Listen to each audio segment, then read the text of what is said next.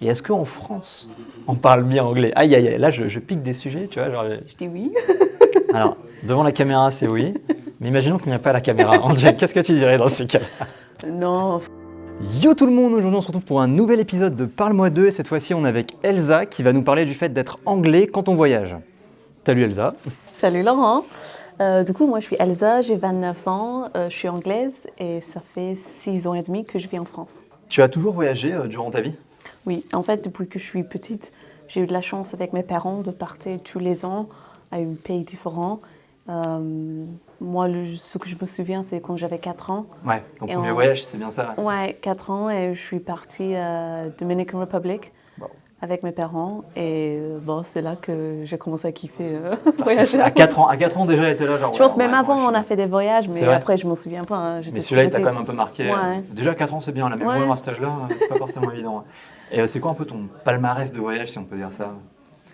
Palmarès, on est là pour apprendre des mots. On dit que... Dans quel pays tu as voyagé globalement durant ta vie? Un peu partout, je dis Europe en général, Ouais. j'en ai fait beaucoup de pays en Europe, les États-Unis, Sri Lanka, Japon, Islande. Islande, ouais. Ouais, Islande c'était vraiment top. Mais j'avoue que ouais, pas mal, un peu partout dans le monde. Génial. Quel pays t'as le plus préféré durant tes voyages? Je pense Islande. Ouais. Juste parce qu'en fait, moi, je suis partie en juin. Du coup, déjà, il a fait jour toute la journée. Même à 1h du matin, il y avait du soleil. C'était ouf. Et même juste le paysage, c'est incroyable. C'est calme, c'est tranquille, il y a des paysages de ouf. Ouais, et franchement, c'est un super beau pays. Ouais. J'aimerais bien y retourner. Ouais. J'ai passé 5 jours là-bas. C'est pas beaucoup, mais mine de Ouais, rien, c'est pas ça te donne beaucoup, un bon mais aperçu, tous les jours, on avait une activité à faire. Mais ouais, c'était juste ouf. Tu devais être dans la région du Cercle d'Or, j'imagine, avec tout ce qui était geysir, Gullfoss, etc. Les chutes d'eau et tout ça. Et même un jour, on était avec un guide dans un 4x4. Et en fait, on était nulle part. Il y avait 4 voitures devant nous sur la route. Et apparemment, ce sont des bouchons. Quand il y a 4... Ah ouais, on est sur un gros bouchon. Ouais. Venez en France, vous allez voir ce qu'il y a des Bah ouais, c'est ça, c'est ce que je lui ai dit. Mais c'est juste ouf qu'en fait, la population, c'est beaucoup moins que... Ouais, bah totalement. Je ne sais plus combien ils sont, je crois qu'ils sont 2 millions là-bas. Ouais. Et non, c'est fou, c'est vraiment unique. Ouais, entre les villes, en fait, tu croises personne. Ouais. Sur la route, là, on a vu 4 voitures, mais normalement, tu croises personne. C'est dingue. Hein. Franchement, c'est vraiment unique. C'est une île volcanique, tu trouveras ça nulle part ailleurs, globalement. Tu vois. Mais ouais, de ouf, beau voyage. C'est quoi le pays que tu as préféré durant tes voyages? Est-ce qu'il y en a un que tu as préféré, à part la France, bien sûr? Ouais. C'est dur d'avoir un pays, mon pays préféré, parce qu'en fait, chaque pays a un truc différent que j'aime bien. Après, je dois dire que là, j'ai passé 1 semaine en Tunisie. On a fait le centre, du coup, dans le Sahara Desert. Ouais. Et j'ai passé 1 nuit dans le Sahara Desert et c'était incroyable. Genre, pour arriver au camp, on était 2 heures dans un 4x4. Du coup, t'as les dunes, etc. Ouais. On arrive, on a vu le coucher de soleil, on a mangé autour du feu le soir. Ça a l'air exceptionnel, clairement. Ouais. Il faut le faire. Si je peux conseiller les gens de le faire. Si tu as l'occasion d'aller dans un pays désertique, c'est clairement une activité à faire. Ouais. C'était sur 2 jours, chose comme ça, j'imagine? La nuit, forcément. Ouais, 1 nuit et 2 jours. On est arrivé vers 16h. Ouais. Et du coup, on a passé la nuit, on est parti 11h le lendemain. Très dingue. Mais même pour les guides, en fait, même pour au niveau de réseau pour les téléphones, il faut conduire 30 minutes du camp pour chercher du réseau. Ouais, ok, donc pas d'urgence. Ouais, c'est ça. Techniquement, c'est bien, ça te permet de couper un peu du monde pendant quelques temps. Ouais, nous, on n'a pas de réseau, rien du tout. Même en Tunisie, moi, j'avais pas de réseau. Donc, en fait, c'était vraiment une coupure. Une coupure, ouais, on peut dire ça. Un total de la vie, des réseaux sociaux, etc. Pas de fou, quoi. Ouais. Et quel est le lieu que tu as le moins aimé durant tes voyages, s'il y en a un pareil? Je dirais un pays, mais je dirais Allemagne. Ah ouais? Je pense qu'il y a plein de choses à faire. Moi, j'ai fait Berlin, Munich, Hambourg, etc. De ce que tu as vu, en tout cas. Ouais, c'est ça. Mais je sais pas, c'est un pays intéressant, mais c'est pas un pays que, en fait, quand je pense au voyage, mon prochain voyage, je dis ah oui, je vais en Allemagne. Je pense que pour beaucoup d'autres personnes, c'est peut-être super le pays. Grave. Mais ouais, juste personnellement, c'est pas un pays que j'y pense tout de suite quand je pense au voyage. Tu as eu beaucoup de villes. Berlin, c'est extrêmement froid comme ville, c'est du béton, c'est très gris. C'est très répandu, genre c'est une super ville, mais tu marches beaucoup pour visiter tous les lieux touristiques. Mais je comprends ce que tu veux dire. Ouais, mais c'est pas un pays qui me qui me dit ouais, il faut aller là-bas. Ouais, c'est pas ta première idée quand tu as envie de partir voyager, clairement, tu as envie peut-être un peu plus d'exotisme, etc. Tu vois. Ok. Ensuite, on avait quel endroit qui t'a le plus marqué culturellement durant tes voyages? Je pense que c'était le Japon.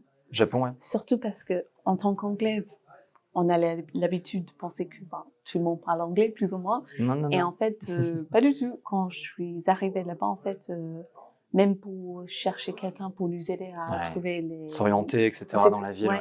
Personne parlait anglais. Et c'était vraiment un choc. Je pense qu'on a rencontré 2 personnes qui parlaient vraiment bien anglais. Mais sinon, c'était avec les gestes, etc. Et après, même genre, niveau métro, super propre. C'est quand tu vas au métro à Paris ou même à Londres. En fait, les gens, tu dois attendre que les gens descendent du train. Et il y a vraiment des lignes sur le sol. Et même, genre, la politesse, quoi. C'est incroyable, hein. Il y a toute une culture de ça. Il n'y a pas de poubelle, déjà. Ouais, pas de poubelle et tout est propre. Ça n'a aucune logique, tu vois. Mais... Et après, un truc marrant, c'est que, bon, pas tous les Japonais, mais moi, je suis petite. Et du coup, dans le métro, beaucoup de Japonais sont petits. Donc, en fait, je me sentais, bien, cool. Et t'es grande. Et t'es là, genre, alors, vous allez faire quoi, là? Parce que normalement, je suis la plus petite entre mes amis, etc. Mais là, je me sentais grande. Non, c'est bien, c'est une belle histoire, clairement. J'ai pas ça souvent, hein. Normalement, je suis comme ça. À chaque fois que tu es parti en voyage, le Japon, pourquoi? Non, mais c'est un beau pays, Ça n'a rien à voir avec la taille. Moi, ensuite, on va passer à la partie un peu plus culturelle sur le fait d'être anglais quand on voyage. Déjà, est-ce que c'est facile de voyager quand on est anglais? Je dirais oui. Ouais. Parce que, comme je dis, quand même, beaucoup de gens dans le monde parlent anglais. Mais en même temps, là, comme j'étais au Japon, personne parlait anglais. Du coup, il faut s'adapter. Du coup, en général, c'est facile. Mais après, ça dépend des pays où tu vas, en fait. Mais c'est bien, en fait, ça sort un peu de la zone de confort et tout. C'est aussi formateur un peu de faire ce genre de choses. Ouais, même l'année dernière, je suis partie en Sardaigne. Ouais. Même là-bas, pas tout le monde parlait anglais. Ouais. Donc, tu fais des gestes, tu essaies on improvise. de se comprendre. Ouais, on arrive toujours à se faire comprendre avec les gens, globalement. Mais ça, c'est génial ça, c'est une partie géniale de voyager parce que tu t'adaptes, tu fais avec ce que tu as, et puis voilà. Ouais, puis quand tu reviens chez toi, tu t'adaptes un peu à tout ce qui t'arrive et au final, ça se passe très très bien. Ouais. Et est-ce que globalement, les gens parlent bien anglais à l'étranger? Oui, ouais. Oui, bon, non. Ça fait français, non, ça fait français, mais maintenant, les plus françaises qu'anglaises. Je rien. Non, je dirais en général, les gens parlent anglais. Ils font des efforts. Ouais, à partir du moment où les gens veulent communiquer, ça se sent, tu vois. Ouais, et je pense que surtout, notre génération, vu que nous, on a l'habitude de voyager plus et on a cette envie de voyager, franchement, j'ai pas eu des problèmes de langue avec les gens dans les autres pays qui parlent. Ouais. Et est-ce qu'en France, on parle bien anglais? Aïe, là, je pique des sujets, tu vois. Genre... Je dis oui. Alors, devant la caméra, c'est oui. Mais imaginons qu'il n'y a pas la caméra. Qu'est-ce que tu dirais dans ces cas? Non, après, moi, j'étais prof, donc j'ai vu les 2 extrêmes. Voilà, ce qui sera le sujet d'une autre vidéo, attention. Ouais. Mais vas-y, tu peux en parler un peu. Il y a des gens qui parlent super bien anglais, où on travaille. Je suis étonnée avec le niveau d'anglais que tout le monde a ici. Mais après, forcément, on est en France, donc pas tout le monde. Elle essaye de pas tacler la France, mais tout doucement. Dans les petites villes, genre où j'habite dans les petites villes, oui, dans l'île par exemple, il y a beaucoup de monde qui parle anglais, je pense. Mais dans les plus petites villes en France, bien sûr que non, parce que c'est normal, ils n'ont pas besoin de parler une autre langue. Ok. Mais globalement, tu sens que le niveau est ok. Ouais, ça va. On sent que je cherche un petit peu, mais Elsa gère très bien les réponses. Et est-ce que à l'étranger, quand tu as des personnes qui ont un accent, ça rend vraiment la compréhension compliquée? Ou c'est ok pour toi, tu arrives à te débrouiller facilement? Pour les accents anglais, du coup, il y a forcément tous les accents en Angleterre. Déjà de base, De base. Après, il y a l'accent écossais, irlandais. Mais même nous, parfois, on a du mal à les comprendre. Ah ouais? Si c'est un vrai écossais, un vrai irlandais, en fait, on n'a pas l'habitude. Moi, personnellement, c'est pas un accent que j'entends tous les jours.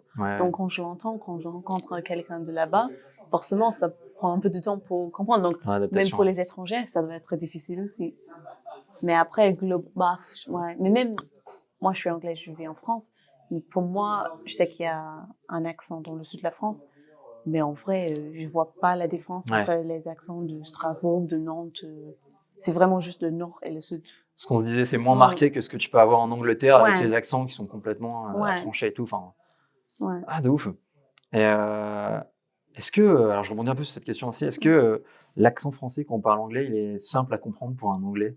Ou ça rend vraiment la compréhension compliquée? On avait déjà rebondi sur ce mot, le fameux mot brownie qui posait des réels problèmes. On en reparlera plus tard, j'imagine, mais Ouais, après, parfois, si les Français parlent anglais avec un accent fort fort français, français, ça peut être compliqué. ça peut être compliqué parce que nous, dans nos têtes, on pense, on dit, qu'est-ce qu'ils disent? Ouais.